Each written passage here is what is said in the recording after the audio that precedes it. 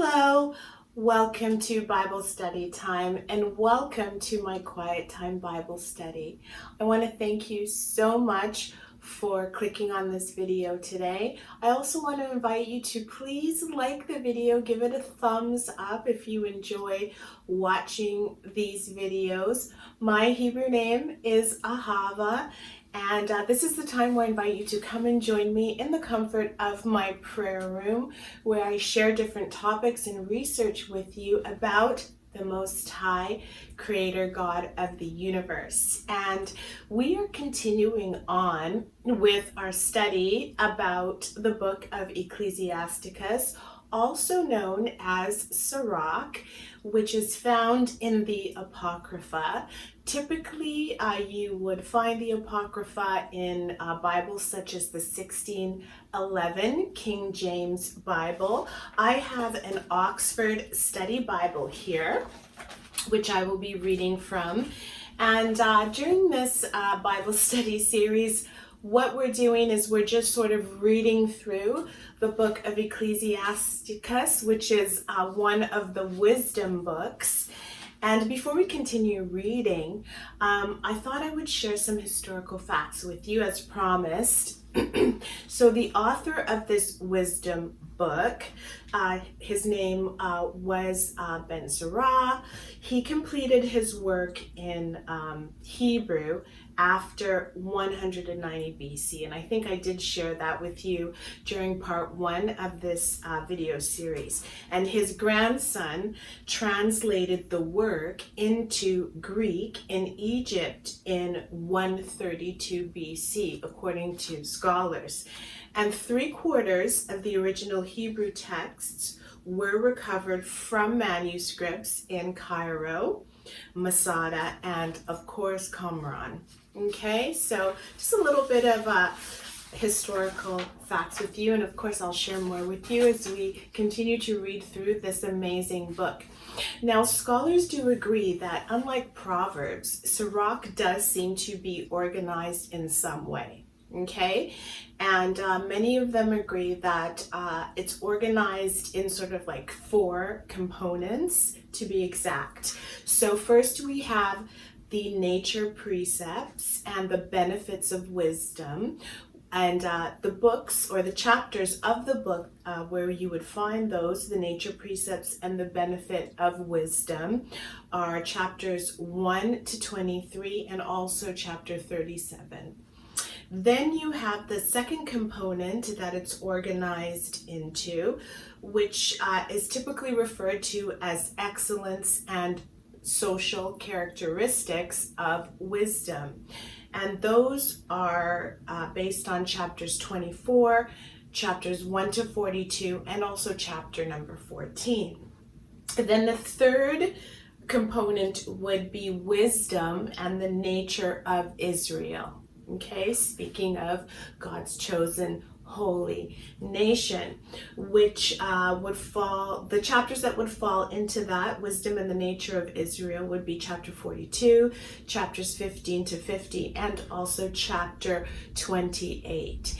And the fourth component, so to speak, would be the epilogue. The final part would be considered the epilogue, which is basically a section at the end of the book highlighting and sort of commenting, giving like a conclusion about what happened, you know, what's sort of going on in these books.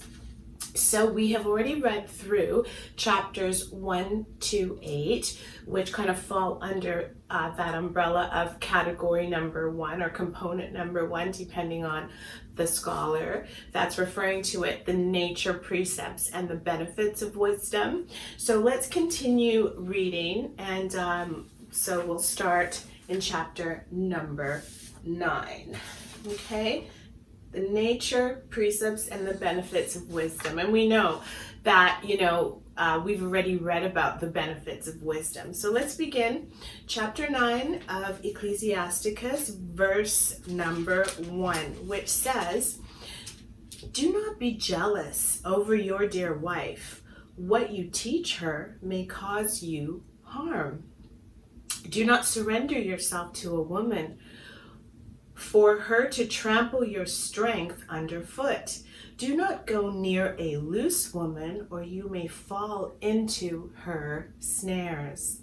Do not keep company with a dancing girl, or you may be caught by her advances. Do not stare at a virgin, or you may be trapped into paying damages for her.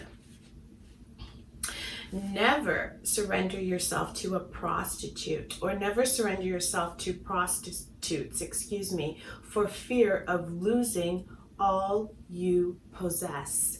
Do not gaze about you in the city streets, or wander in its unfrequented areas.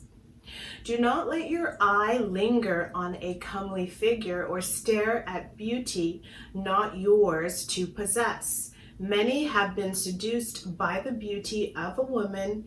It kindles passion like fire. Never sit down with another man's wife, or join her in drinking at a party, for fear of succumbing to her charms and slipping into fatal disaster. Do not desert an old friend. A new one is not on par with him. A new friend is like new wine. Until it has matured, you do not enjoy it. Do not envy a bad man his success. Do not envy a bad man his success. You do not know what it is. You do not know what is in store for him. Take no pleasure in the pleasures of the ungodly. Remember that before they die, punishment will overtake them. Keep clear of a man who has power to kill, and you will not be haunted by the fear of death. But if you should approach him, make no false step, or you will risk losing your life. Be aware that you are moving amongst pitfalls, or walking on the battlements of the city. Take the measure of your neighbors as best you can, and accept advice from those who are wise. Let your discussion be with intelligent men, and all your talk about the law of the Most High. At table, choose the company of good men, whose pride is in the fear of the Lord. A craftsman is recognized by the skill of his hands, and a counselor by his words of wisdom. A garrulous person is the terror of his town, and one who is unguarded in his speech is detested. So that brings us to the end of chapter number 9. And as I mentioned in the previous video, this chapter is one of my favorites. There are many favorites, many gems of truth all throughout the book of Ecclesiasticus, but chapter 9 is one of my favorites. So here we kind of can see right at the beginning a return by the author to giving advice, right? In verse 1, giving advice regarding women, right?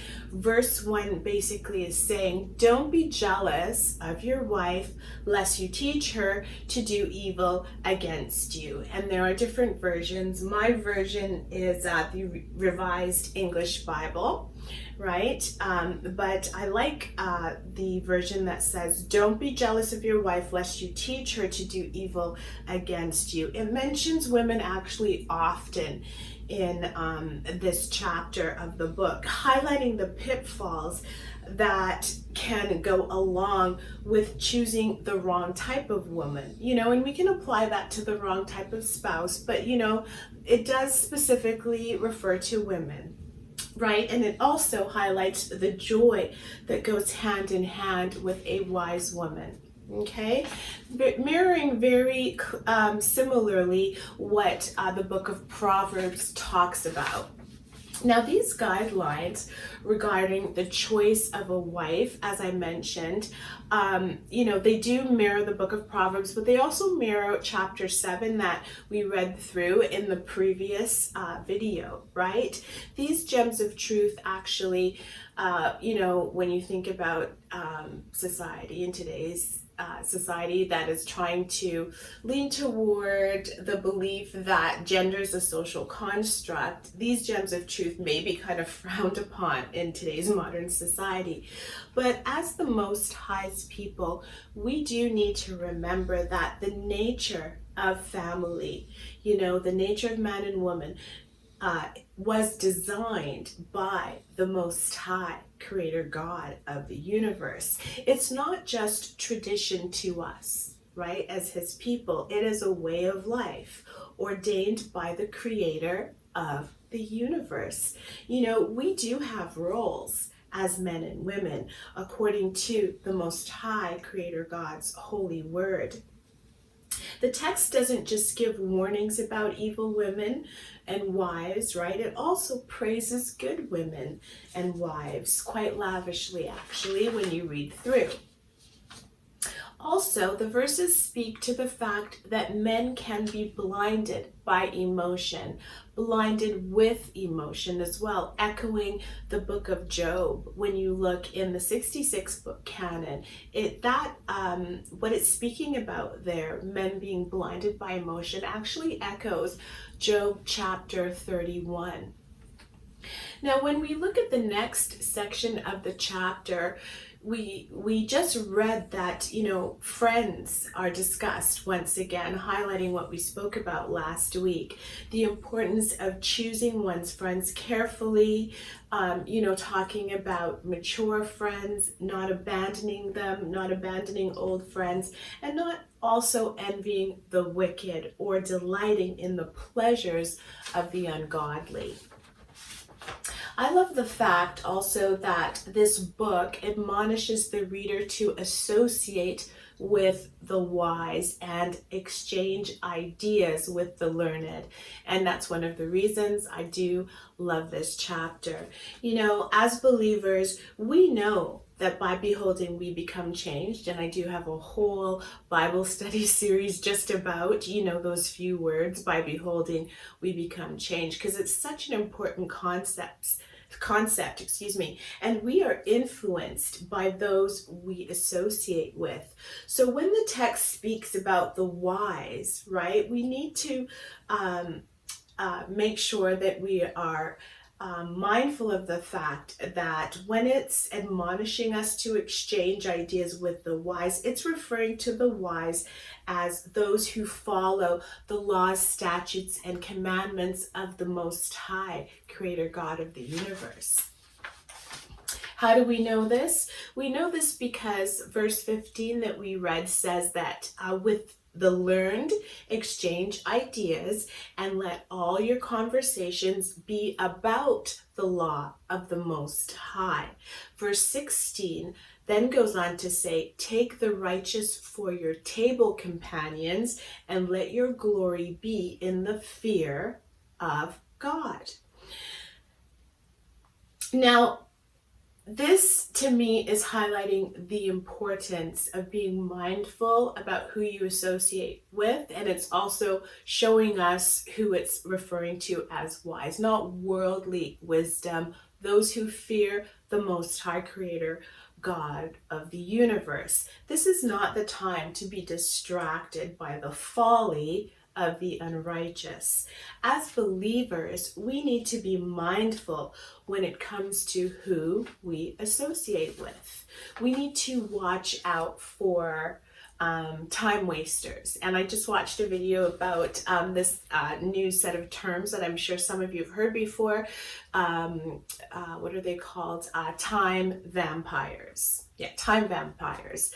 Basically, those who have no desire to know the truth of the Most High Creator God.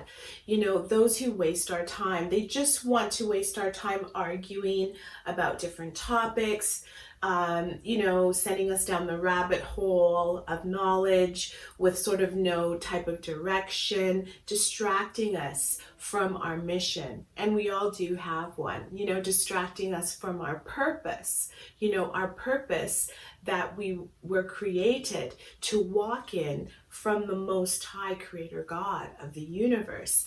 As believers, we need to associate with and be edified by and exchange ideas with the righteous. And who are the righteous? Who are the wise? The righteous and the wise are those individuals that follow the laws, statutes, and commandments of the Most High Creator God of the universe. And finally, the chapter says that work by skilled hands will earn praise. And, we are also proven by our wise words. And, I'm so grateful to the Most High Creator God for reminding me to reread the book of Ecclesiasticus, and also reminding me during this study to be mindful of who I associate with, reminding me to associate with the learned and the wise, those who follow the laws, statutes, and commandments of the Most High Creator God, and not be distracted by time wasters or time vampires. I want to thank you so much for clicking on this video. I also want to remind you to continue to join me on this journey as we read through this apocryphal book, the book of Ecclesiasticus, also known as Sirach. And I want to tell you that the Most High Creator God of the universe loves His children.